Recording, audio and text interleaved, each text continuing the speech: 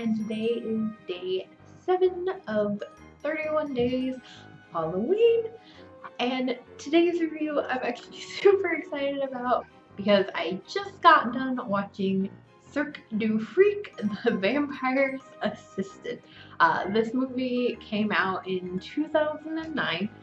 It is a vampire comedy. I do apologize if you can hear meowing in the background. That's my cat. I'll stop talking while I film. So this film came out in 2009, and I honestly loved this film. So it is a vampire comedy, and unfortunately this film does not have great ratings, which I do not understand. I thought this movie was fantastic. I thought it was so funny. So I've had this movie on my list.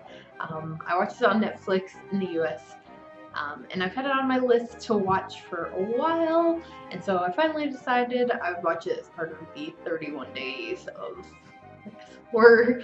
This one's not really horror, but more of, like I said, more of a vampire comedy, which I still, of course, really enjoy, but it is listed under horror on Netflix. And I am so glad that I did. This movie was hilarious to me. I thought it was so well done.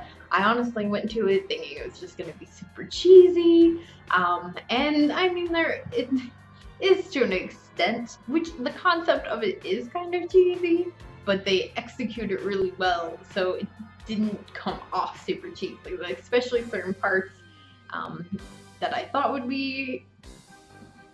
standardly be cheesy. And it has a great cast of people. It has John C. Reilly, who plays the vampire, and he is just hilarious. In general, I think that he tends to get a lot of flack. I feel like he tends to be treated more like a sidekick character in a lot of other films that he's in, but when he is just like a main focus, I think he does really good. I mean, if you've seen the movie Walk Hard, that movie is hilarious. If you haven't seen it, I highly suggest it. It's not horror related, but it is on Netflix in the US. I believe it's still there, and it's such a good film.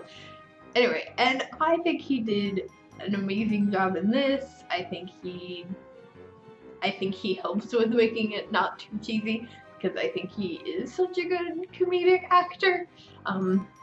When given like a lead comedic role. It also has Josh Hutcherson in it, which, you know, doesn't hurt.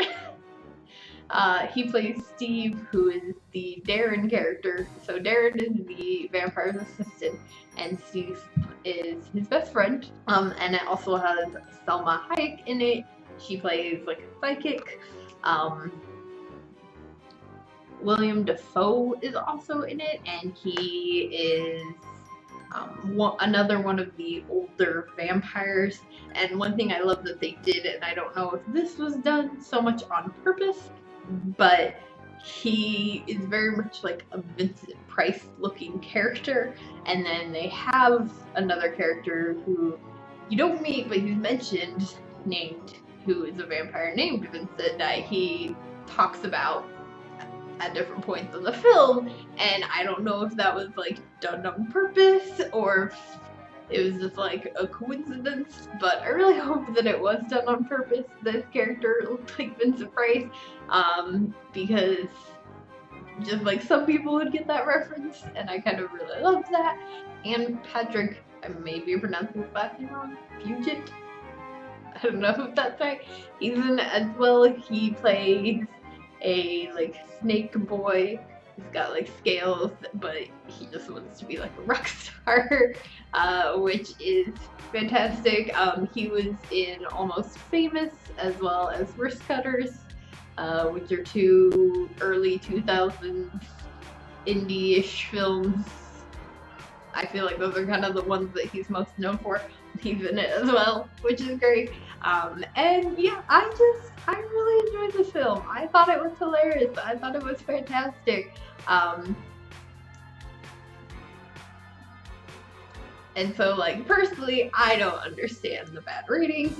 I will say the main thing that's kind of a bummer is that it does lead to believe that there's going to be a sequel, which unfortunately didn't happen, and I think the bad ratings probably had a lot to do with that, which is really disappointing. I would still love, even, like, this movie came out in 2009, and I would still love if they brought everybody back and did a sequel.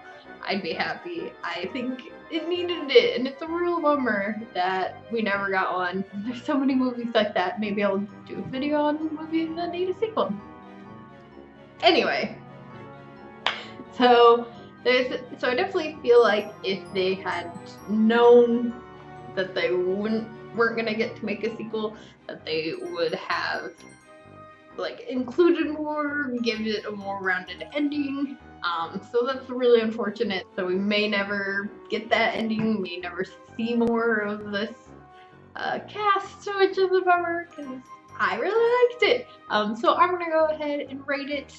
I'm gonna give it a 4 out of 5, which is it's a scream, because I really like this movie. I would definitely put it on the shelf of horror films if it wasn't currently available on Netflix in the US, of course.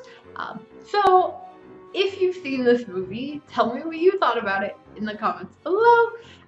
And if you did enjoy this movie, please do give it a big thumbs up. Make sure to hit that subscribe button for more horror-related content.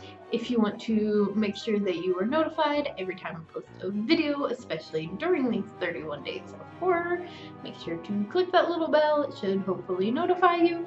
And before I go, quick shout out to my Patreons. Thank you guys so much for helping to contribute to this channel. If you guys want to know the perks to being a Patreon, link is in the description below, as well as all my other social media.